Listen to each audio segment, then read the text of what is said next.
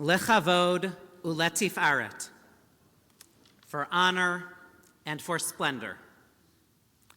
You might recognize these two words. We hear each Shabbat morning during the final blessing after the Haftorah, as we bless and thank God for the Torah, the ability to pray, for our prophets, Shabbat, for our traditions and our heritage. They are taken from our Torah reading this week in Parashat Tetzaveh, Exodus chapter 28, verse 2. Ve'asita vigdei kodesh le'aharon achicha lechavod uletif'aret. And you shall make holy garments for Aaron your brother, lechavod uletif'aret, for honor and for splendor. The medieval commentator Sforno comments on these very words, lechavod uletif'aret. Lechavod, for honor, he writes, is to render honor and glory to God. Letif'aret, for splendor, is to inspire awe, to remind us of our connection to the divine. The Kohen Gadol, the high priest, adorned in the special clothing described in our parsha, served as a symbol for the entire community. It was not merely meant to be decorative, but rather carried deep spiritual significance, serving as a reminder to everyone of the eternal covenant between God and the Jewish people. While we don't have anyone serving in the role of high priest today, and thus no one is regularly wearing this ornamented outfit, we have the ability to take on a similar role when we adorn ourselves with Jewish symbols, becoming ambassadors of our faith, embodying the values of our tradition, and proclaiming pride in our heritage. Now, I want to tell you, I did once see a Kohen Gadol Purim costume for sale in Jerusalem, designed exactly as is described in our Torah reading this morning, complete with the blue and white robe, gown, the bells, and the breastplate. I was very tempted to get it. And though I do wonder how people might react if I came to shul wearing this priestly white and blue gown, it turns out I didn't need something quite so unique to engender a strong reaction. You see, when I graduated from college, I took a job in the Jewish community in San Antonio, Texas. On my first Shabbat in town, I was walking along a main street to get to the synagogue when someone started honking loudly beside me as they were driving past. I looked over just in time to see a man yelling at me, waving his middle finger in my direction. Now, I had never met this man before. He knew nothing about me, except that I had a kippah on my head. And apparently that was all it took. All it took for him to decide he hated me. Sadly, experiencing hatred on account of being Jewish is all too common. I know so many here in this sanctuary can recount similar instances: verbal or physical abuse, inappropriate gestures, maybe being discounted or treated unfairly at school or in the workplace, and if not you personally, then directed against someone you know, all simply because of our faith. And we are all bearing witness to a rising tide of anti-Semitism, particularly in the months following October 7th, persistent discrimination and hatred based only on who we are. I have taken many a pause to think through what this means not only for myself and my family, but for the youth of B'nai Yeshurun and for the future generations of our community.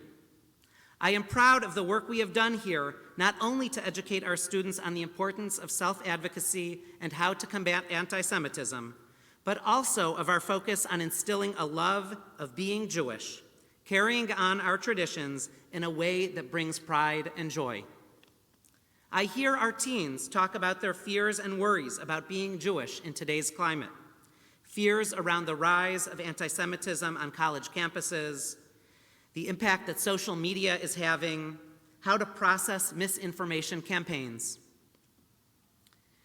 And as I recall that Shabbat morning in Texas, it's striking that the hate directed against me was triggered solely by the kippah that I was wearing on my head. What should have served as a reminder of the eternal covenant between God and the Jewish people, as we read in the Torah this morning, had become a target, a vehicle for someone's hate.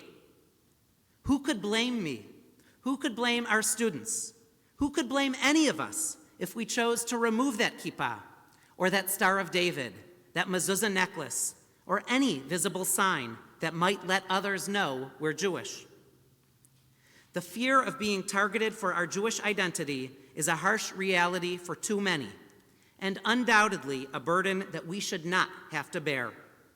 We should feel safe, empowered in expressing our Jewish identity, as we have dating back millennia, dating back to the Bigdei Kodesh, that holy outfit designed for Moses' brother Aaron, the high priest. Yet wearing visibly Jewish clothing or symbols today, or taking action that demonstrates to the world we are proud to be a Jew, today, during these challenging times, takes courage.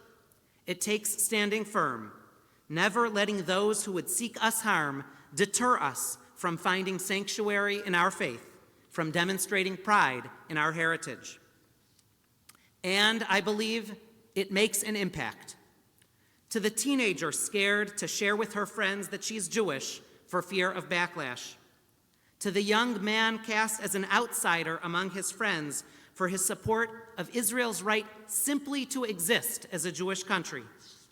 To the employee who has a mandatory meeting scheduled at her company on Yom Kippur. Knowing that you're not alone in your convictions makes a world of difference. It might be easy for us to forget here in the eastern suburbs of Cleveland that we make up but 2% of the population here in America, just 0.2% of the world. We are fortunate to have a strong Jewish community here in Northeast Ohio, but many Jews are not so lucky. I know for me personally, when I'm traveling, if I see someone doing something that demonstrates they are Jewish, or someone wearing a Jewish symbol, I immediately feel a connection. And I bet I'm not the only one. Who here has made a connection with someone you just met around our shared Jewish faith, or tried to ascertain if someone you're talking to is Jewish? There's even now a term for this, bageling, which has come to mean inserting a Jewish phrase or concept into a conversation in order to either indicate that you are Jewish or to determine whether that other person is. Back in Texas, after my brush with anti-Semitism, the next Shabbat rolled around and I walked to shul very wary of anyone that might be driving by. And I need to tell you, I was completely unnerved when in fact someone did honk loudly beside me, once again. I turned away, unwilling to look at what I knew must be another person spewing hate at me. Does everyone here hate Jews, I thought to myself? Do I need to move? But then the person in the car spoke up. Shabbat Shalom. I turned to discover someone who had seen my kippah and felt that immediate connection. The same kippah that had engendered such hate just one Shabbat earlier was now being able to be recognized for what it is, a source of connection and pride, of honor and splendor, lechavod uletif'aret.